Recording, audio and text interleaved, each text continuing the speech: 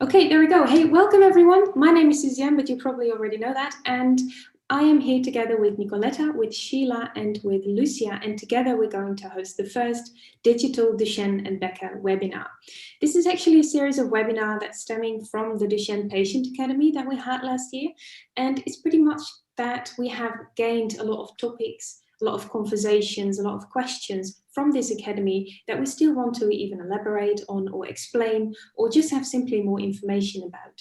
And this is basically why we started this Digital Duchenne Becker program, to gain more information about topics that arrive from the community.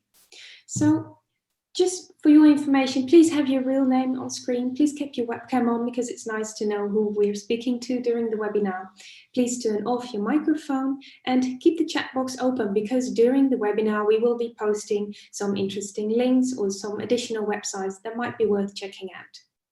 So please note that this webinar will be recorded. And if you have any questions or concerns or anything else around this webinar, please put me a note in the chat, or you can reach me on Suzie-Ann@DuchenneDataFoundation.org. So this is the agenda for today. We started with a little welcome and an introduction. Next up, Nicoletta will kick off with how to build an offline presence, and that concerns television, that concerns other types of offline media. Then I will hand over the talking stick and I will bring it on with all things social media, online media, and also how to make sure that your website scores higher in Google.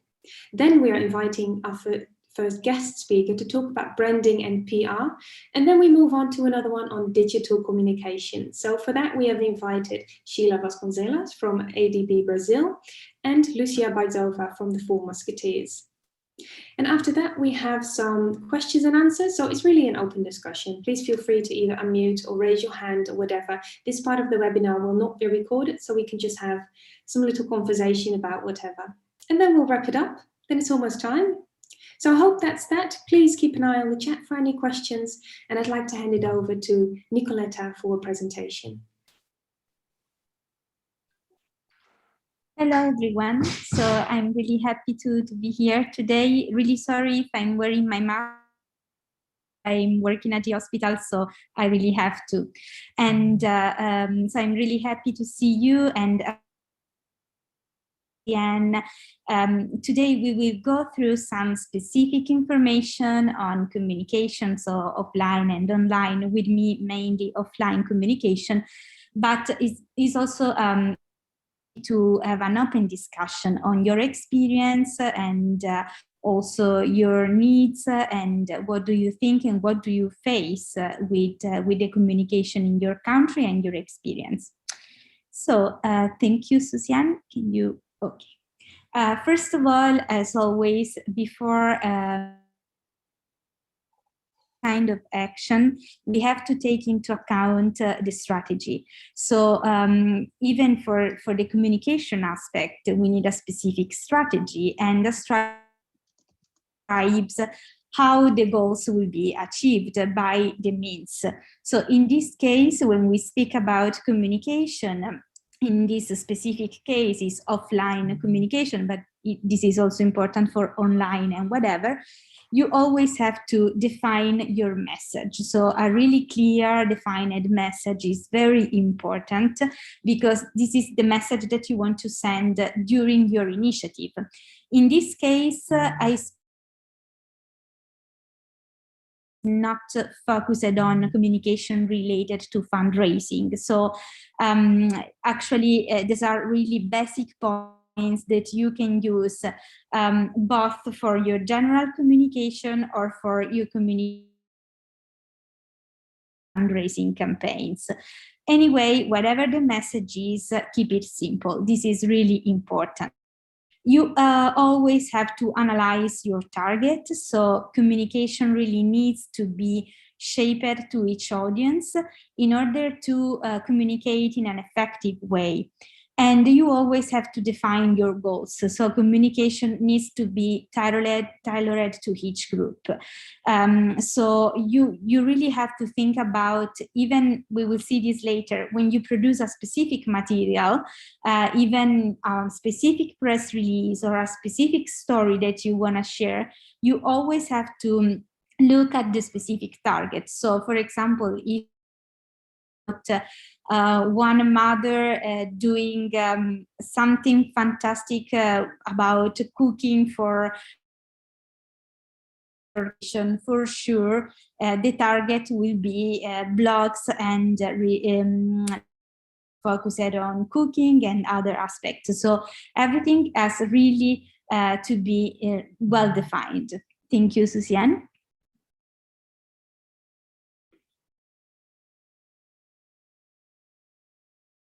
Always have to explore communication outlets. So you have to choose communication mediums, your audience will with, and you always have to identify communication outlets.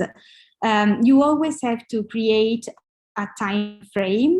So decide when you will first share this message and how you will continue sharing it, and identify ways to get your feedback, because it's always important to, when you prepare a communication initiative, to have a kind of feedback about what, and in order to have a kind of photograph of the message that you have sent and how they have been received by the community.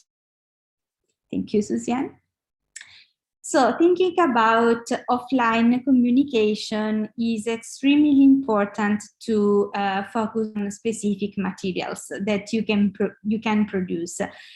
Some of them are really easy, so there are some specific aspects that you have to take into account. Others are extremely important and are more professional, for example, if you go on television. So, for example, to have an informative campaign with an advertising video on television by a professional team, because of course there are some specific elements that you have to take into account in this in the creation of this material. But in general, for example, if we speak about a press release, there are some really simple elements that you have to take into account to create it and spread it. Thank you, Suzie-Ann. So speaking about press release, you always have to think about the story and the message, of course, that you wanna, share. As said in advance, you have to target the right media sector. So depending on the message that you are that you would love to share and that you are preparing, you always have to have in your mind the specific audience for that message. Headline is super important in the press release. You have to summarize story in the opening paragraph, because sometimes also what can happen in general, especially with the press agencies, they keep just really a small paragraph, or they can share or keep just one little part of your press release. So you really have to summarize a lot what you want to say and put it in the first paragraph, really in a in a good way. You have to put the story into context and stick to one story per press release. So every press release has to have a specific, of course, message and information that you want to share. We cannot put so many information in one press release. And also quotes are really important in the press release, because they have the feeling that you have the people, for example, involved. If you are speaking about, for example, a project that you are launching, you can include the quote of the project coordinator, of one of the people that will be involved target for this project. So you really putting the quote really is really important to give that personal feeling and also feedback in terms of communication. Thank you, Suzie-Ann. Another important material is the press kit. So when you prepare your press release to present a campaign or to communicate a specific story or initiative, you always have to have with you a press kit and put all your information about your website, social media pages, because they are really important, information about the disease. So considering that DMD or BMD are rare diseases, they are not so much known. So it's very important in the press kit to explain always what is the disease. So if you look at World Duchenne Day, the first paragraph is about DMD, BMD. Then you have what you can do, the message of the campaign, some key elements about Duchenne and other aspects. But, you know, putting together all this information is in the press kit in a simple way. As you can see, we have long paragraph here mentioned, but we have all small paragraph with the important messages that we want to share. This is really important for the media who will share your message and your material, to have everything very clear. So sometimes only copy paste what you have created, so everything is extremely correct and can be shared. Sometimes this can happen more when you work with television. They can also ask you a press kit with some specific stories, so that you wanna, present during shows or whatever. So you can create something similar with some pictures and the story of a specific family that you are promoting as testimonial during this event. So the press kit is extremely important for every offline media, television, radio, and of course, magazines and newspapers. Thank you, Suzie-Ann. When we go to video and radio advertising, again, even for your commercial, you have to think about the goal. So you have to choose a specific direction, and you have to, I have included here some examples of the direction that you can choose. So your communication of your promotional video can be narrative, for example, if you want to use a specific story or use story elements to introduce and explain something. You can create something that drives to action, so get the audience to do something, so to make a difference and to organization, for example. Sometimes many organizations can involve a specific testimonial, for example, to speak about the disease and the organization with a specific interview or quote as a video or radio as a product. We have two different experiences on this. So globally, some organizations noticed that having a specific important testimonial for the organization was really good. So this helped a lot. In other cases, we had some organization highlighting the fact that it was not so good to have just one testimonial for the organization, because sometimes they didn't have the opportunity to explain very well the disease, the experience of the community. So the message was strong as the community was expecting. So this could be a little bit tricky, but the testimonials are really important. And maybe, from my experience, I suggest you to have one commercial video that is your video, realistic with all the things that you want to put there. And beside one important video, you can have some specific messages of different testimonials. This is normally very useful and work very well. The video could also be informative, so educate your audience or the community about something. So for example, one really simple video about Duchenne that you can share in your country to inform and involve the general community. There are some specific 30, 60-second commercials are common for TV, for example. The longest one are common for online communication. So, for example, Facebook or Instagram TV, but you can also cut from one video. You can create a different version of the video for the different, of course, channels. 15-second normally is common for radio. Thank you, Suzie-Ann. Another important point that you can use for your offline communication, so speaking more about magazines, newspaper, is or even for catalogs or whatever, you can use your creativity to create a specific poster, or you can also have a photo that you like with a quote, for example, or a photo with a call to action that you can use to be printed in this case. Again, this kind of offline communication is still very important for different campaigns. So is still working for fundraising campaigns or to inform about something that you wanna say.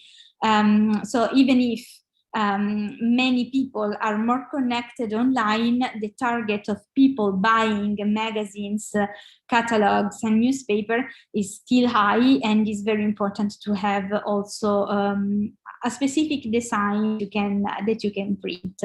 In terms of costs, it depends on the country. Sometimes in many countries there is the opportunity to have many of these publications for free as a non-profit organization. So you can have the opportunity to launch a commercial on your TV or a radio commercial, and you can also have the opportunity to have a printed poster in important magazine in your country. In this case, these kind of spaces are really dedicated to no-profit organization. In other cases, if there is not the opportunity to have a space dedicated to a no-profit organization, my suggestion, if you don't have a budget for to use for the communication activities, you can also try to see whether possible to have some sponsors, especially for example, for the posters that you can print. You can have a sponsor supporting that cost, and you can add also the logo of the sponsor. This is a really good way to work without any kind of cost. Thank you, Suzie-Ann. And summarizing, as I said, it is extremely important to have key points in offline communication. So again, the message, the goal, will be more effective if you send your press release and your communication to a specific target, and always. So from your side, you always have to check that everything that you are sending to agencies or television, whatever, is extremely correct. And in the majority of the cases, my suggestion is with the journalist what they will write. Sometimes it will not be possible because sometimes they just take what you send and publish it without informing you in advance. But when it is possible, my suggestion is to do it, especially when you have more time and you can go to the television, because it's extremely important that the planning of your presence in a TV show is extremely shared with you. So check the points that you are sharing, because is your organization speaking. In that, you really have to speak with the journalist to be involved and to see what the message will be out. Always check timeline. Again, timeline is always important. And as I said, the materials per target. Thank you. All right, thank you very much, Nicoletta, for this presentation on offline media. And I think it kind of summarizes that you need to build a strong but also very local group of people to be able to convene the message, and you need to make sure that it's correct, just as you said, because if you're finally reaching a large audience and the information you're portraying is incorrect, that's going to be bad. Yeah. All right. Hey, let's move on to the next part of the presentation, which is online media, and I will tell you a little bit more about that. In the meantime, if you have any questions or any experiences that you want to share in the chat, please let us know, and we'll take them into account with the questions and answers later on. So I'm going to talk a little bit about 2 points. One is social media optimization. I'm going to talk a little bit about how to find your audience and how this works with the rare disease community. This was also one of the questions that came up with the registrations of the webinar. We want to know how we spark engagement. I've just listed some content do's and don'ts that you want to have, and how to optimize your social media channels to receive donations, all for free, which is also good. And the last part is how to build your online presence when you're talking about your website. And I just want to give some tips on how to make your website score higher in Google when it comes to indexing, copywriting, and all that kind of stuff. So if you do that all well, you have a sturdy online building presence. So let's get started. So finding your audience.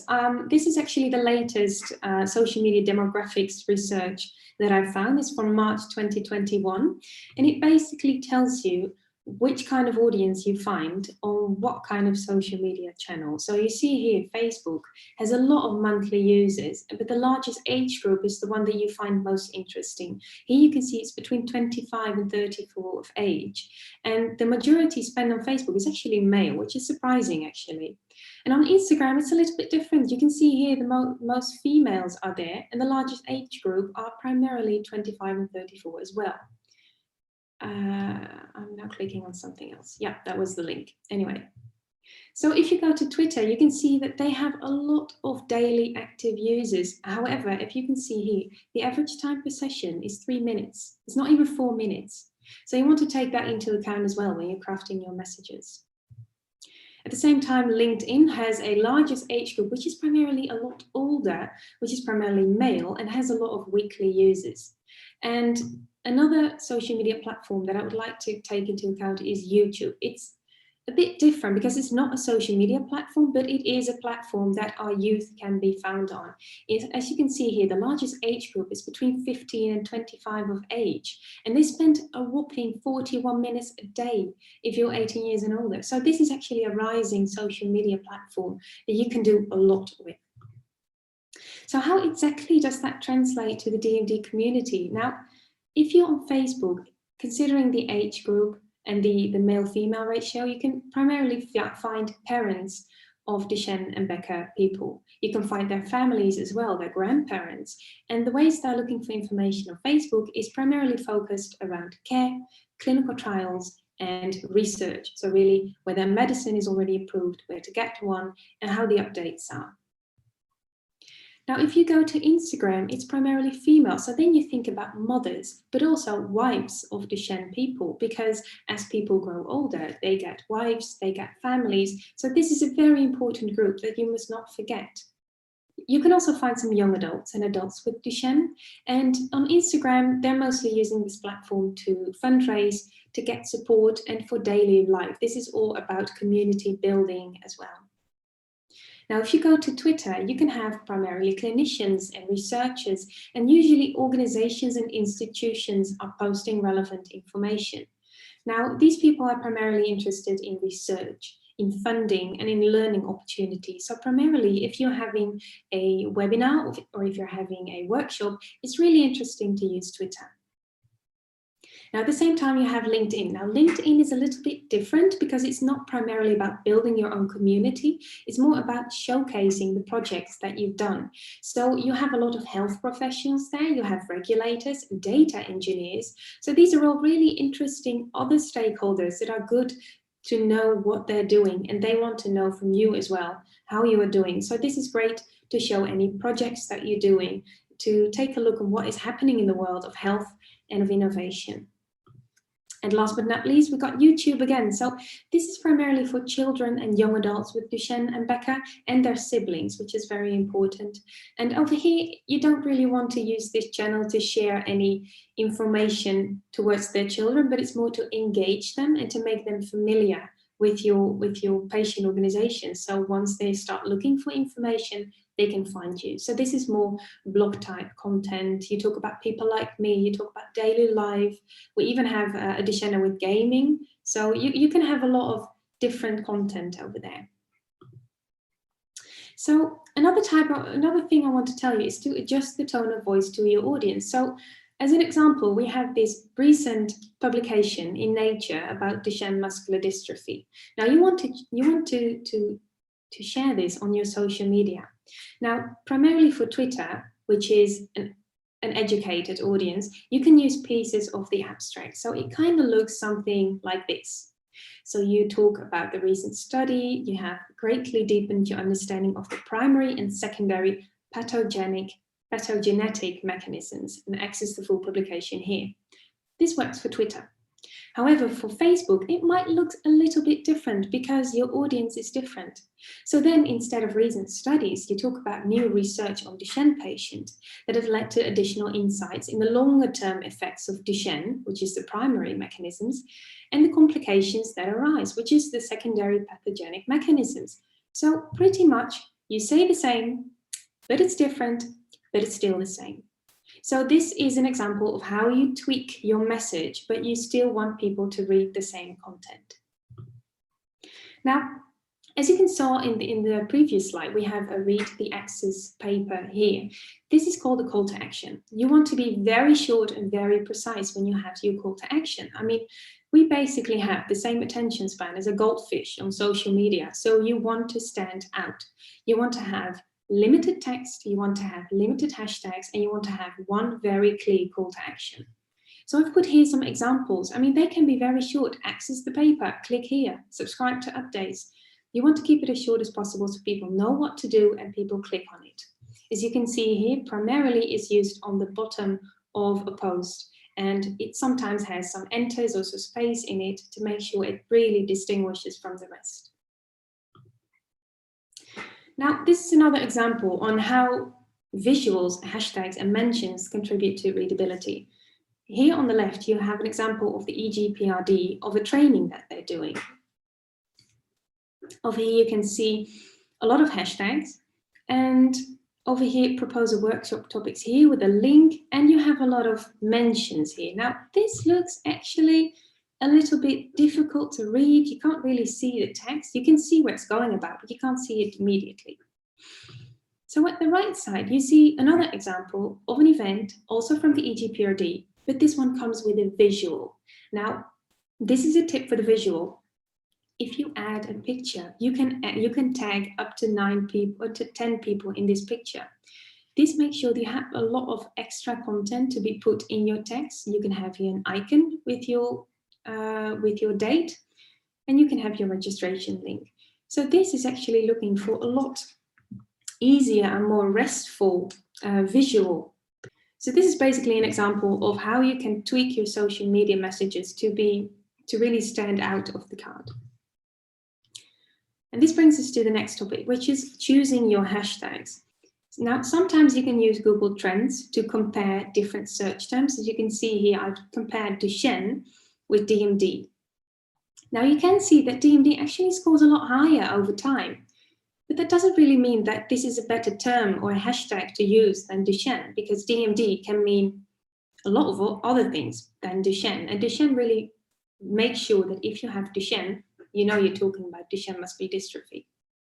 So here are some lists of hashtags to use. Now, about these hashtags, if you can see here, if you're putting them on Twitter, you can see here on the left that if you look for Duchenne, you have a lot of information about Duchenne. Now, if you search for DMD, you have a lot of these weird, well, other hashtags that are not Duchenne related. Now, to make sure that you're choosing the right hashtag, it's important that they know what the abbreviations is. So if you choose DMD, it's good that in your own circle of Duchenne muscular dystrophy, we know we mean Duchenne muscular dystrophy. However, it may also mean Doctor of Medicine in Dentistry, which is a bit weird. So especially if you're working in awareness raising activities where people don't know what Duchenne muscular dystrophy is, it might be good to mention the full word and then call it DMD. Same goes for BMD, which is Becker, but it also can mean bone mineral density, and so on. If you're talking about CROs, it's clinical research organization, but it can also mean conversion rate optimization, and so on and so forth. Now, once I've been in a webinar on BDSM, where they talked about BDSM management and security. Now, of course, that is big data security management, and it's not something completely different. So please research your hashtags before you use them. Now over here, I've just listed some accounts to follow and to tag. These are Twitter accounts, but it's just for you to have a list of people that you can tag in your accounts or in your messages to make sure they're being read by the right people. So you can talk about global rare disease organizations and the regional one. If you were in Europe, especially the EURORDIS and the EPF, the European Patients Forum is very interesting. The Rare Voices is for Australia. And we've got another one from Brazil. We've got some Spanish rare disease organizations as well. But you can also think about research organizations or other rare disease organizations. You have magazines, thought leaders, and so on. And last but not least, it's very important to think about national patient organizations and your local news agencies and governments, especially when you're working about your offline media as well. You want to connect to them online as well, so you can build a stronger relationship with them. So just to be very brief on creating these messages, try to tailor the message to your platform and your audience. Picture the person you want to speak to you in front of you and think, does this person understand it? And what kind of information do they need more? Another one is to always check and cite your source of information.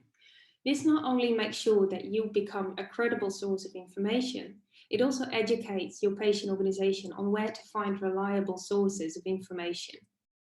And this actually brings me to the next one. You want to explain and inform and educate your audience, but you don't want to patronize. You don't want to say you must do this or you have to do that. You want to provide them all the information for them to make the decision. Next to that, you also want to define a clear and a single call to action to make sure to spark engagement or to get them to read an article or to your website or to subscribe for a newsletter. And you want to research hashtags and relevant people so you have the right message at the right people and also at the right time.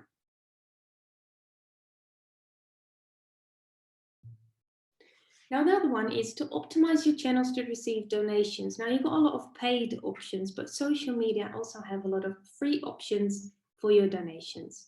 Now, if you're using Facebook, you can install Facebook payments, and this makes sure that you have this donate button here under your header on the right side on your page. And this also allows people that they can choose your organization as a fundraiser if they want to raise funds for your organization. Now, if you have installed Facebook payments, you can link your Instagram with your Facebook. So you can add a donation sticker, and you can see that there in the top right. So if you make a story on Instagram, you can add the donation sticker and it will look like this. So you can put your own text in it and you can click on the donate button. And this makes it a lot easier for people to donate to your cause. Now, Twitter officially doesn't really have these donation buttons, but what you can do is that when you have a campaign, you can pin this donation tweet on the top of your Twitter page. So when people reach your Twitter page, this is the very first post they see. And you can click here on the 3 dots. Instead of delete, you can click pin to your profile. So this is basically all that you need to build your online presence regarding social media. If you have set up your social media channels, you have defined your audience. You want to create some concise messages that reach the right people. And that sometimes means that you have to create multiple messages for the same type of information you want to convey, which is a little bit more information, but at least it makes sure that you reach the people and that they understand what you are saying. And last but not least, you want to optimize your channels to receive donations, because especially in these COVID times, gathering funds is quite the difficult. So you want to make it as easy as possible. So that was basically the social media. Now I want to shortly touch base on building an online presence when it's about your website, because you can engage with your people on social media, but once if they have a question, I mean, 9 out of 10 times they use Google. So the reason you want your website to show up in Google is because you want to be visible for your people in your country. I mean, if I Google a question in Dutch, the very first website that comes up is the Duchenne data, is the Duchenne Parent Project, the Netherlands. Why? Because they've indexed their website correct. So then I immediately know I have a patient organization in my country. So this is very important. You have to be visible for your people. Now, another one is that you're a credible source of information. If you're posting regularly articles, Google sees that and they think, hey, so probably they are relevant.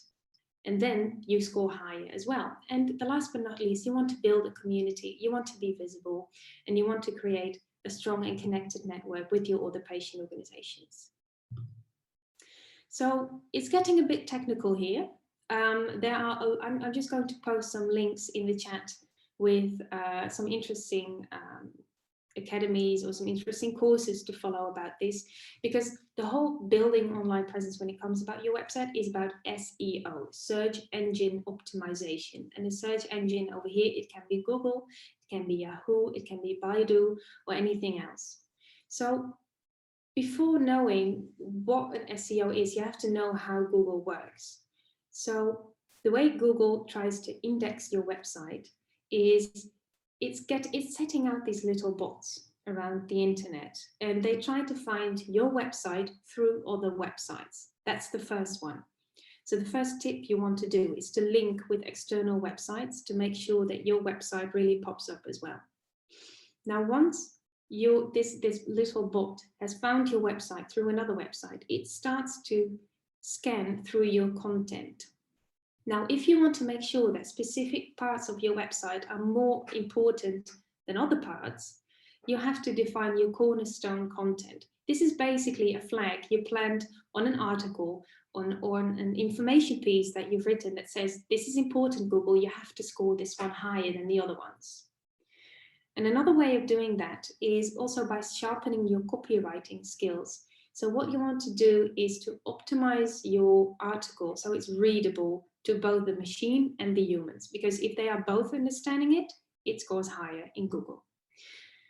Now, the last tip I want to give you for making sure your articles become better visible on Google is to use tags, keywords, and internal linking. So the tags are basically words that people often use when they try to Google stuff. Keywords are words that not only Duchenne, for example, are, but are also linked to the article that you're writing. And internal linking is actually one of the things that Google bots are rating in terms of importance. So if you have a lot of internal links in your text linking to different parts of your website that people can start reading around on your website, is also a part that's really important. So basically, what you can do is you can install an SEO plugin, what, for example, can be Yoast, and they can give these tips while you're writing your content on your website. So once you have once you have your text there, they can say, hey, you might want to add headers and subheaders to make it better readable for both the human reading it and the bot of Google. So I know this is a bit too much information in one time. I'm really advising you to take a better look into these SEO courses, because it makes sure that your website will be better visible without the need to pay for Google advertisement. So in summary, to make sure that you have both on and offline social presence, I think it's best to set up a website first, of course, to become visible in the online realm. You want to optimize your website to be found by search engines. This is where this SEO comes around the corner. You want to define pieces of content so Google knows that it's important to show. And you want to write these articles following structure, content, keywords, and tags, so Google knows what the information is and knows how to share it. So I think that's pretty much it. If you have any questions, please let me know in the comments. Also, if you're very interested in learning more about this whole SEO, we might want to have another webinar on it. So if you're interested, just put it in the chat and we'll follow up. But for now, I'd like to hand over the talking stick to one of our guest speakers, which is Lucia. She's from the four Musketeers, Slovakia, and she will explain a case study and more about her branding and PR, which she's done beautifully with her online presence. Lucia, the floor is yours. Thank you very much, Suzie-Ann. Hello, everybody. It's an honor for me to be here with you. First of all, let me introduce myself. My name is Lucy, and I am an attorney at law and the founder of the patient organization called Four Musketeers in Slovakia. We will speak about our organization in few minutes. So yeah, let's begin. So what's PR?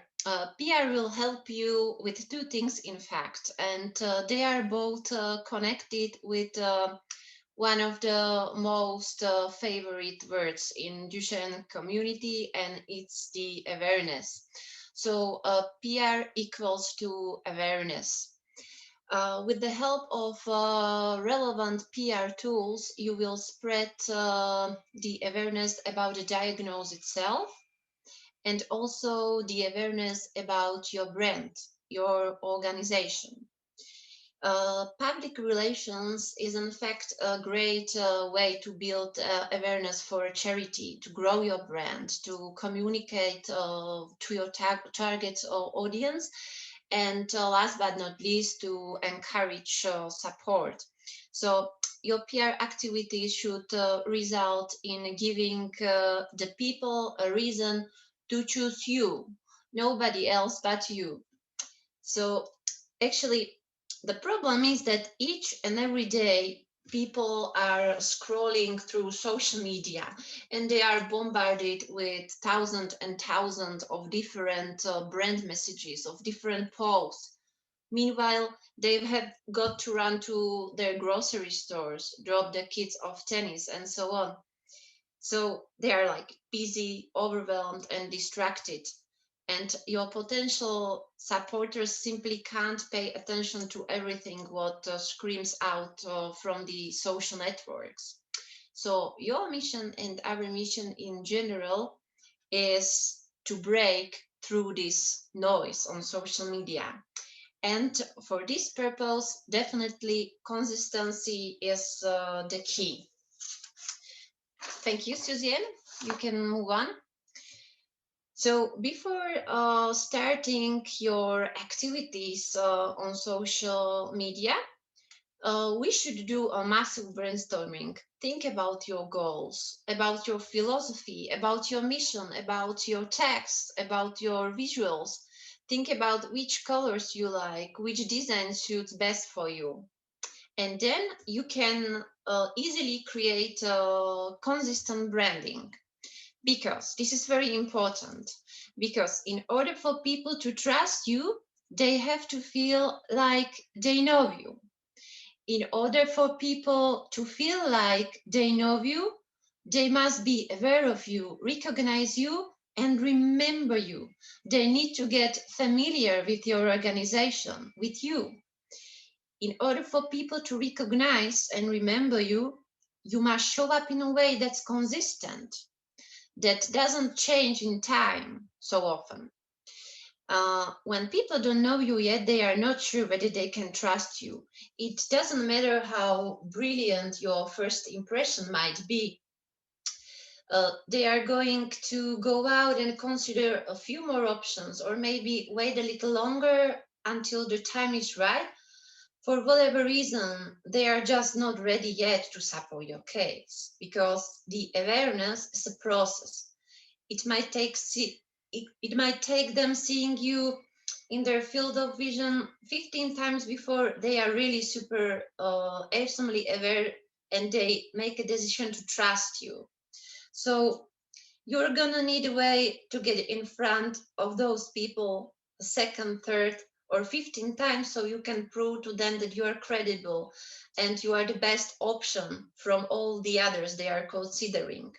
But what happens if you, in your presentation on social media, if you change your colors, your fonts, your visuals for 50 times? Will they recognize you? Definitely no. Will they remember you? No. Will you look familiar to them? No. So please, don't make too much noise and stay consistent. Just be you. Here we go to brand personality, which actually is what makes your business human in the eyes of your potential supporters. So be like a human. Brand personality refers to human characteristic associated with a brand and is created by consistent visuals. It means your logo, your graphics, profile pictures, Facebook and Instagram stories in certain design. And the other and very important part is brand messaging, which is a tone of voice, your style of writing text, your individual language. So first of all, think about your brand as a person with unique personality traits. For example, focus on adjectives. How do you want people to perceive you, to perceive your organization, to perceive your brand? For instance, when I was thinking about the 4 Musketeers, I realized that the 4 Musketeers are cheerful, cute, rebel kids, friendly, brave, honest, responsible, empathic, and so on. And then, when you know your brand's human characteristics, you can easily connect with your humans, the supporters you want to attract on emotional level. Okay? And now I will tell you something about emotional marketing, which is a very important issue for charity organization. So when you are thinking about your presentation and your activities on social media, use emotions to attract the attention, because our ability as human beings to recognize emotion in others and to feel the same feelings as others is profound. This can lead to more shares and to build trust in your brand, in your organization. Emotional marketing connects with people at core of their feelings. If you focus on positive emotions such as happiness and joy, this emotionally positive content will spread faster on social media. However, it's good to build an emotional connection with your audience also by touching on negative feelings such as sadness, because it's a human emotion that naturally brings people together. So if you create emotional stories and emotional content, you will have a higher reach on social media, and with the help of your friends or let's say popular influencers, you will share the awareness and call upon people to take care about vulnerable groups. So now it's time for me to tell you maybe more about how I got into Duchenne community, and I will tell you a few words about our organization, the 4 Musketeers. So the 4 Musketeers, a patient organization, was born from our fight for Translarna at Haluren in Slovakia. In that time, there were 4 boys in the whole country who needed Translarna, but the treatment hadn't been reimbursed at that time. I was contacted by a father of one of the boys who sought for legal help. He wanted simply to know if there is a chance to get his son into the treatment with Translarna. I had a previous experience with PR and social media. If somebody from here is a fan of road cycling, I have been administering PR issues and social media of Peter Sagan, 3 times world champion in road cycling. So that's why I had a let's say brief ideas of what to do. And when I discussed the problem with a father who visited me, after our first appointment, I realized that from a legal point of view, sad to say, there is not much we can do, in fact. But I realized that we can try to make use of my PR experience in order to convince the public and the authorities that these boys desperately need the treatment. To be honest, and to be really honest, I haven't heard about Duchenne before. I had just some brief information about muscular dystrophy, but I never heard about Duchenne and Becker. So this is how it all began, actually.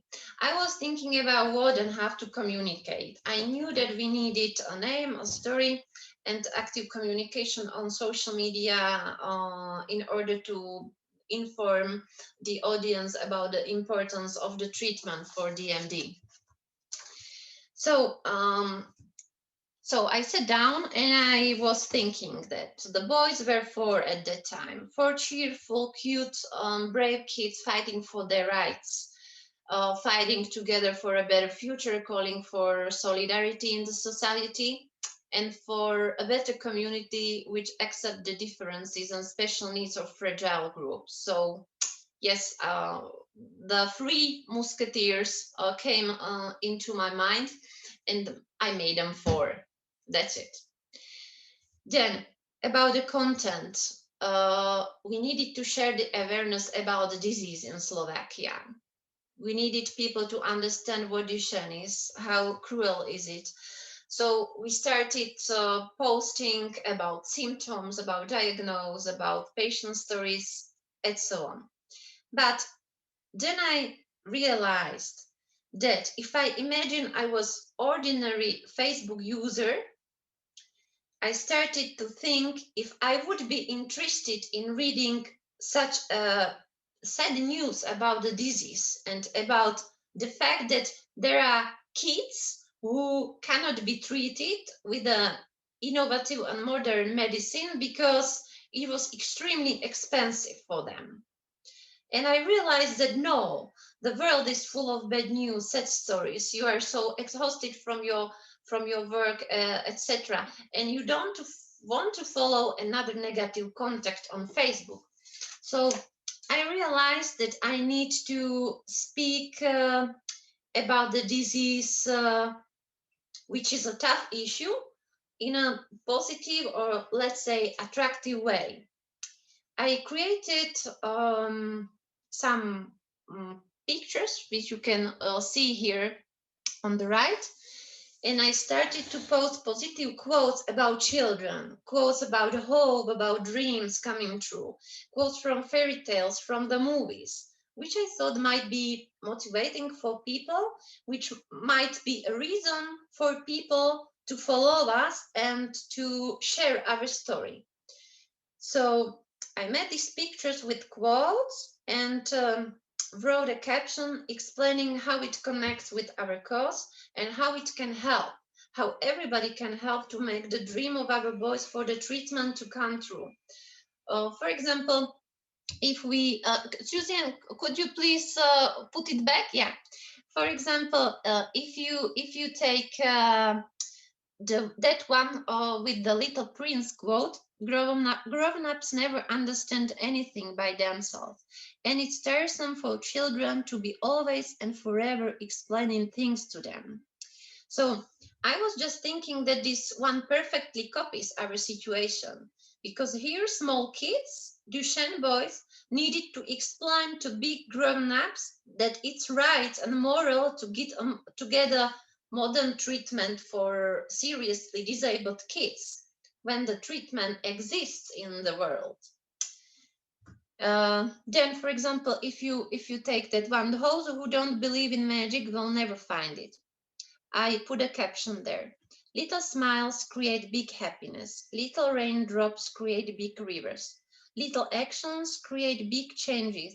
Thank you for sharing our story and helping us to create a big change for Duchenne boys. So actually, yeah, you can move on, Suzie-Ann.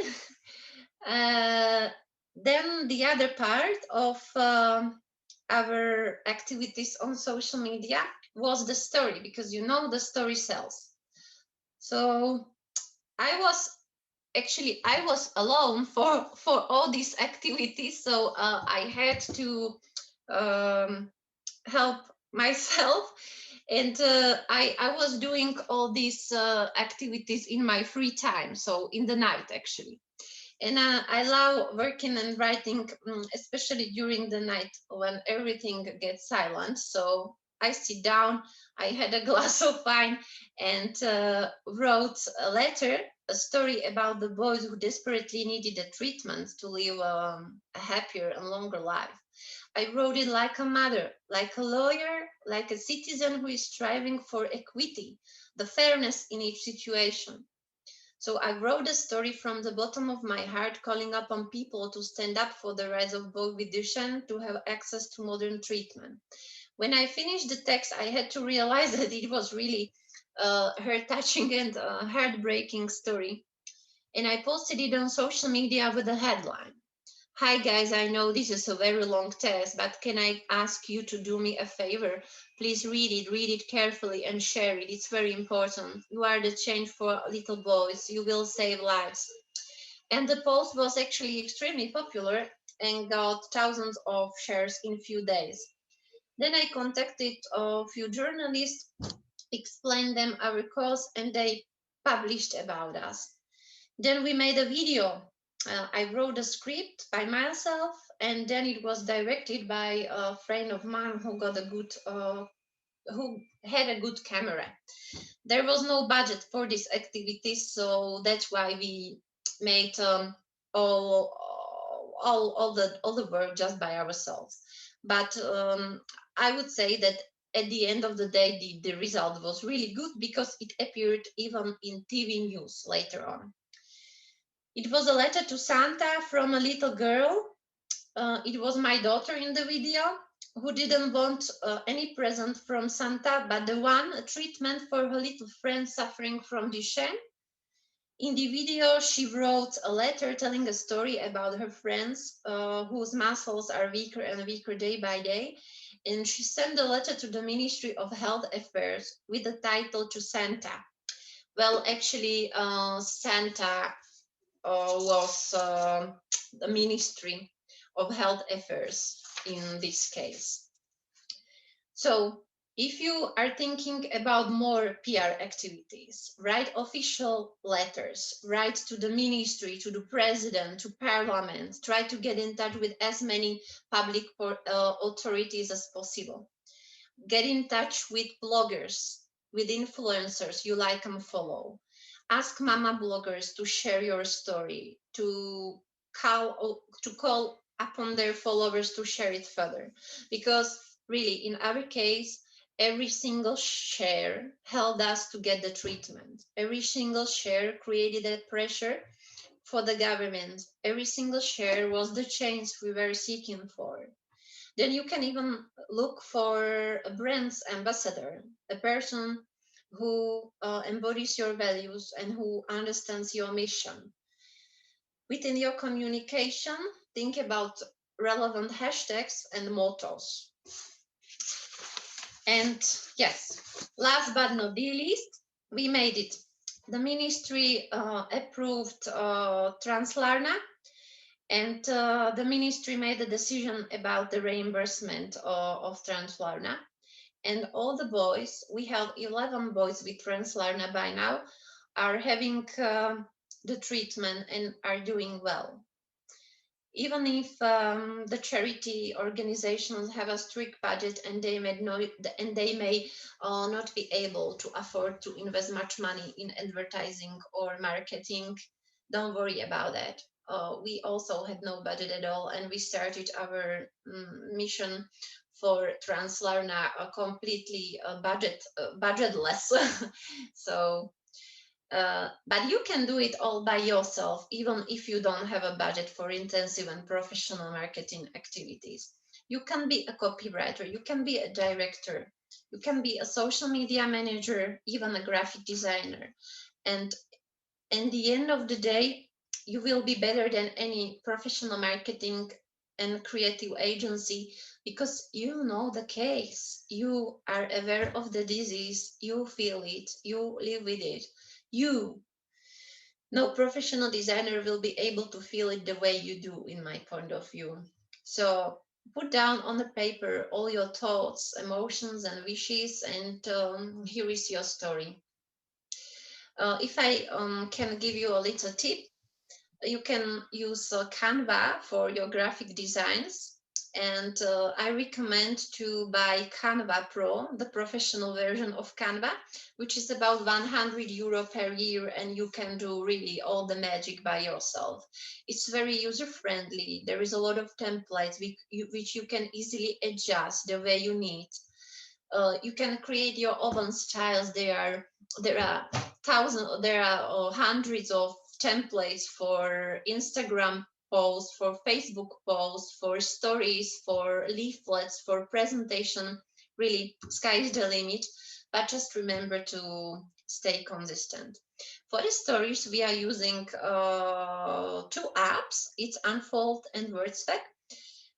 They are really very user-friendly tools, which are highly recommended from my point of view. So thank you very much for my time, and it was a pleasure for me. Thank you very much, Lucia, and especially for sharing these tips, because Canva and Unfold and WordSpec, they're really nice tools to use to build your brand and your for your mission and your cause. So thank you, Lucia. Now, let's move on to the last speaker of today. We have another guest speaker, and she will share her experience on digital communication. Her name is Sheila Vasconcelos. She works for the Alliance of Dystrophy in Brazil. And I think, Sheila, if you're there, I'm going to hand over the talking stick to you. The floor is yours. Thank you. Thank you, Suzie-Ann. Thank you, WDO, for the invitation. So as the last one, everyone is okay? Wake up. Thumbs up. Okay, thank you. It is a pleasure to be here today, not only to share our experience in Brazil, but also to learn with you all. And I'm sure I am learning. So I am ADB Communication Coordinator, and I also have a son with Duchenne. For those who don't know, Aliança Distrofia Brasil, ADB, we are the largest and only national organization of patients with muscular dystrophy in Brazil. Before ADB was founded, 70 other local organizations were already working in 14 states in Brazil. This was certainly a differential for ADB to be born strong, as all of these organizations work together to create a unique national voice. ADB is like the conductor of an orchestra, where each organization has a fundamental role. Next, please. Well, in this context, working nationally in a large country like Brazil, only using digital communication, internal and external, we can succeed. To ensure efficient internal communication, we use 3 apps: WhatsApp for faster communications and Trello to organize projects and actions. I can give you an example. When we publish something on social media, we always mark ADB member organizations, But we also inform these organizations by WhatsApp so that everyone shares the post at the same time. We also use Zoom for meetings. For example, we use meetings internal with these organizations, but we also can promote meetings with families. For external communication, we have our website and we are in all social media, Facebook, Instagram, LinkedIn, YouTube, and Twitter. I invite you all to follow us. Next, please. Well, when the pandemic started in 2020, a lot of fears arose in the community, but people became more digital and online than ever.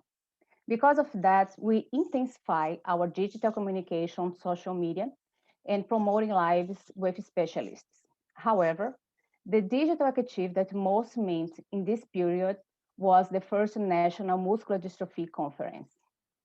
Thank you, Suzie-Ann. First, we decided that the conference would be in September, the month of awareness of muscular dystrophies. We start work in May, and listening to the community was essential. We collected data from social media, and then we promote some online meetings with groups of patients and family. In this way, we were able to define the days, times, and the topics of the lectures. We prepared a project and got two important sponsorships. We could work with two companies, Curseduc and Bruma Hub, that were important in this process. One to take care of registration and online transmission, another one to produce the visual communication of the conference and awareness on social media. All digital communication was connected, both for awareness and to boost the conference. About the digital service that we hire, I would like to highlight that even with no budget, it is possible to find free good service or great discounts for no-profit organizations. Next, please. The results were better than we expected.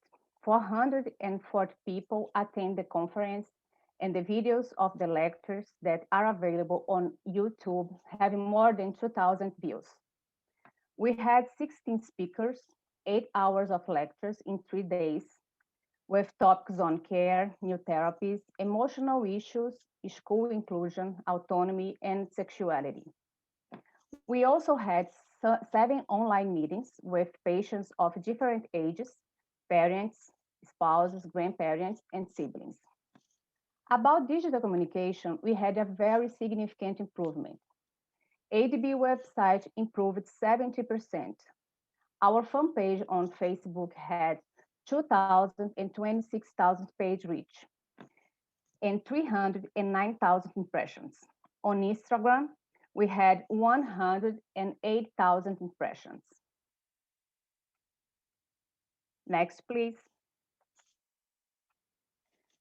In conclusion, I would like to emphasize that listen to the community, especially when we are planning communication actions, is crucial. You can listen not only during a conversation, but also by analyzing data and comments from social media. Another important point is connect to the entire communication. You need to work with harmony. We have different platforms, sometimes using different language, but the final message must be the same. To be honest, of course, it is better when you have grants to support your actions. But nowadays, we also have many options for free, as Suzie-Ann and Nicoletta and Lucia presented at the beginning.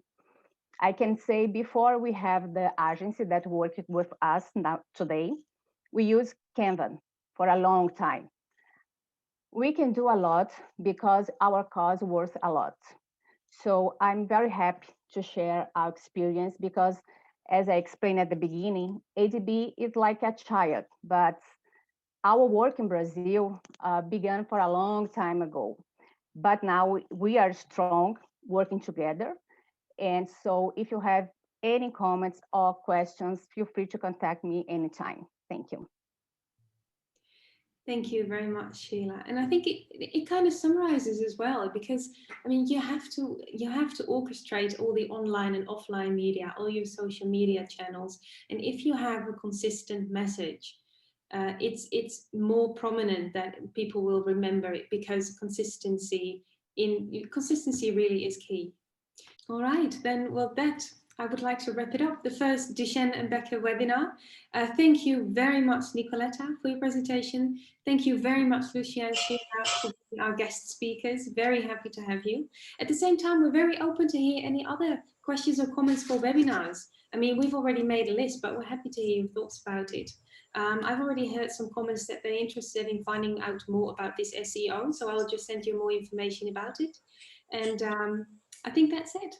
So thank you very much. I wish you all a very pleasant evening, night, day, wherever you are, and I hope to see you soon with another webinar. So thanks for it, and see you all. Bye-bye.